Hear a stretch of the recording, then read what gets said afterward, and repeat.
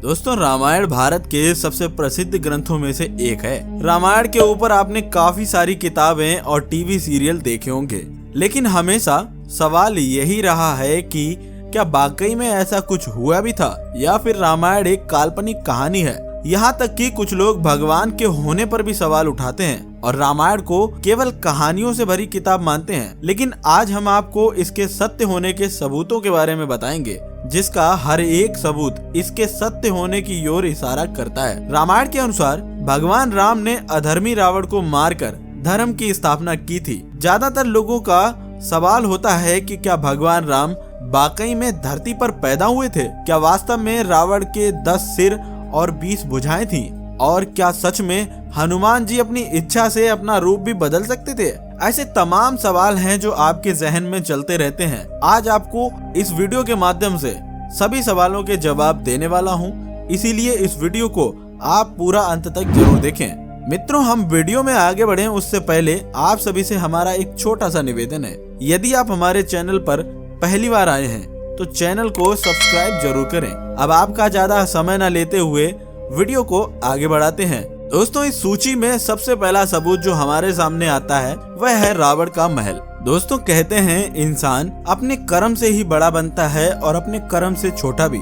रावण के बारे में तो आप अच्छे से जानते होंगे। ये भी जानते होंगे कि रावण ने दुनिया का सबसे अनोखा महल बनवा रखा था, जिसे लोग सोने की लंका के नाम से जानते थे। मगर अपनी क्रूर कृत्य से खुद का और अपने राज्य का रावण ने नाश कर लिया। रावण को ब्रह्मांड का महापंडित भी कहा गया था, मगर अपनी जिद और अहंकार से उसने अपनी जान तो गंवाई ही, साथ ही अपने साम्राज्य का भी विनाश पूरी तरीके से कर लिया।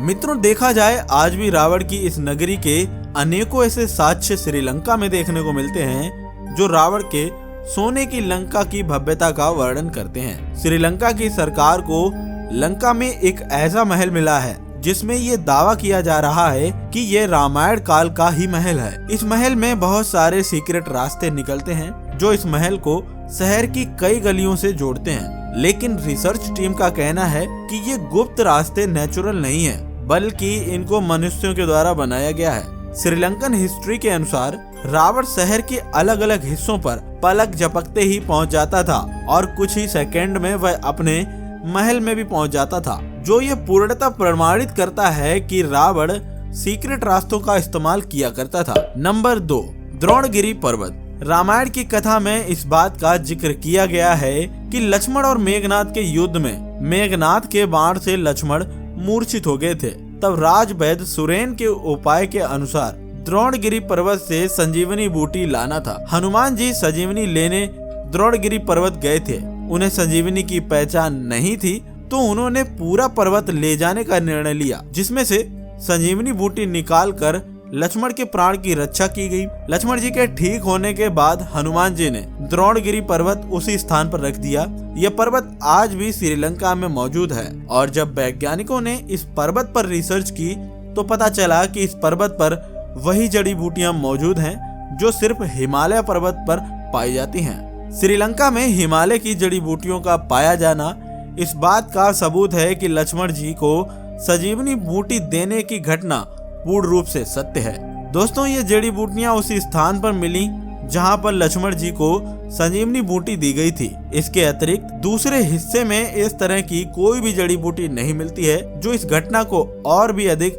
सत्य प्रमाणित करती है। नंबर 3, रामायण कालीन हवाई अड्डे। दोस्तों, श्रीलंका की रामायण अनुसंधान कमेटी पिछले 9 सालों से लगातार रामायण से जुड़े सबूत इकट्ठा करने में श्रीलंका के कोने कोने को छान रही है। लेकिन पिछले 4 सालों की खोज से रिसर्च टीम के 4 रामायण कालीन हवाई अड्डे हाथ लगे हैं। कमेटी के अध्यक्ष अशोक कैंथ का कहना है कि रामायण में वर्णित लंका वास्तव में श्रीलंका ही है, जहां पर उसानगोड़ा, गुरुलोपोथा, तोतुपोला कंदा तथा बरियापोला नामक 4 हवाई अड्डे मिले हैं। उनमें से उसानगोड़ा रावण का निजी हवाई अड्डा हुआ करता था। रावण इसका इस्तेमाल सबसे अत्यधिक करता था। लेकिन रिसर्च टीम का कहना है कि उसानगोड़ा हवाई अड्डा पूरी तरीके से अब नष्ट हो चुका है। इसके पीछे का कारण यही बताया जाता है कि जब हनुमान जी लंका सीता माता की खोज में गए थे तो वहां से लौटते समय उन्होंने रावण के निजी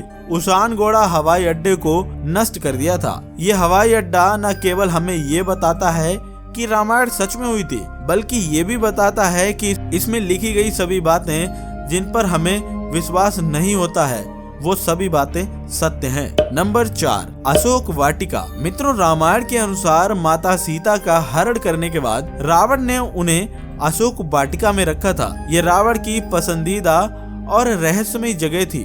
यही वजह थी कि हनुमान जी भी अशोक वाटिका को आसानी से खोज नहीं पाए थे। लेकिन दोस्तों, सबसे हैरान कर देने वाली बात तो ये है कि अशोक वाटिका आज भी लंका में मौजूद है। ऐसा माना जाता है कि एलिया पर्वत की एक गुफा में सीता माता को रखा गया था, जिसे सीता एलिया नाम से जाना जाता है। यहाँ सीता माता का एक मंदिर भी है जिसे बीरांग टोंक कहते हैं, जो कि वैयांगना से लगभग 10 किलोमीटर की दूरी पर स्थित है। मित्रों, यहीं पर सीता जी का अपहरण करके पुष्पक विमान को उतारा गया था। जहां सीता माता को ले जाया गया उस जगह का नाम गुरुल पोटा है, जिसे अब सीतो कोटवा के नाम से भी जाना जाता है। मगर यहाँ पर जिस बात ने सबसे ज्यादा चौंकाया है वो है यहाँ पर मौजूद पेड़, क्योंकि जिस तरह रामायण ग्रंथ में ये बताया गया कि अशोक वाटिका में सबसे ज्यादा अशोक के पेड़ हैं, इसीलिए इसका नाम अशोक वाटिका रखा गया था।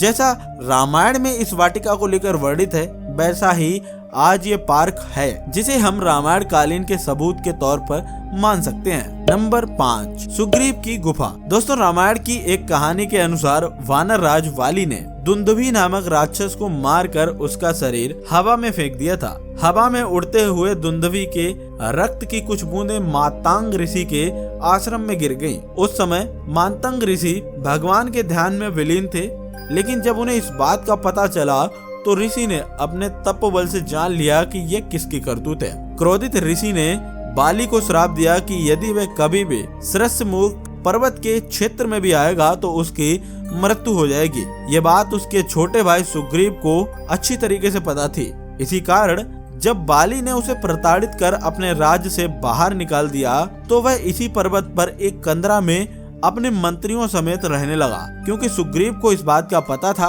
कि बाली कभी भी इस जगह पर नहीं आ सकता। यहीं उसकी राम और लक्ष्मण से भेंट हुई और बाद में राम ने बाली का वध किया और सुग्रीव को किष्किंधा का राज मिला। रामायण में जिन गुफाओं का वर्णन किया गया है, आज भी सभी गुफाएं उसी जगह पर मौजूद हैं। नंबर 6, हनुमान जी के पैर के निशान। दोस्तों, हनुमान जी जब सीता जी को खोजने के लिए समुद्र पार करके गए थे तो उन्होंने भव्य रूप धारण कर लिया था। फिर वे आकाश मार्ग से समुद्र को पार करके श्रीलंका पहुंच गए थे। ऐसा कहा जाता है कि जहां उन्होंने अपने पहले कदम रखे वहां उनके पैरों के निशान बन गए और ये निशान आज भी वहीं पर मौजूद हैं, जिसे हनुमान पद कहा जाता है। नंबर 7, पानी में तैरने वाले पत्थरों के सबूत। महाकाव्य रामायण के मुताबिक सीता को लंका के राजा रावण के कब्जे से छुड़ाने के लिए भगवान श्री राम को जब लंका जाना था, लेकिन समुद्र होने की वजह से भगवान राम और उनकी बानर सेना लंका नहीं जा सकते थे, तो उन्होंने सुग्रीव की बानर सेना की मदद से ये पुल बनवाया था। राम सेतु के पत्थर पानी पर तैरते थे। सुनामी के बाद रामेश्वरम के उन पत्थरों में से कुछ जमीन पर भी आ गए थे। शोधकर्ताओं ने जब उन्हें दोबारा पानी में फेंका तो वह तैर रहे थे, जबकि दूसरे पत्थर आमतौर पर पानी में डूब जाते हैं। शोधकर्ताओं के अनुसार पुल को बनाने के लिए एक विशेष प्रकार के पत्थर का इस्तेमाल किया गया था, जिसको विज्ञान की भाषा में प्यूमाइस स्टोन कहा जाता है। इस पत्थर की सबसे बड़ी खासियत ये है कि इसके अंदर छोटे छोटे छिद्र होते हैं, जिस वजह से ये पानी के अंदर डूबते नहीं हैं। रामायण काल में भी इन पत्थरों के पीछे का विज्ञान उनको पता था, जिसके चलते उन्होंने इन पत्थरों का इस्तेमाल करके राम सेतु पुल बनाया, जो कि रामायण का एक पुख्ता और मजबूत सबूत है। नंबर 8, लंका जलने के अवशेष। रामायण के अनुसार हनुमान जी ने समस्त लंका को आग लगाती थी, जिसके प्रमाण उस जगह पर आज भी मिलते हैं। हनुमान जी ने जिस जगह को जलाया था उसकी मिट्टी आज भी काली है, वहीं उसके आसपास की मिट्टी का रंग आमतौर की मिट्टियों की तरह ही है। इसको भी रामायण के सच होने का एक आप सबूत मान सकते हैं। नंबर 9, राम सेतु। रामायण सच में हुई थी, इसका सबसे पुख्ता सबूत है राम सेतु। राम सेतु को एडमंस ब्रिज भी कहा जाता है। ये चूना पत्थर से बना हुआ है। इसके बारे में पक्का सबूत तब मिल गया जब नासा ने सैटेलाइट तस्वीरें जारी की।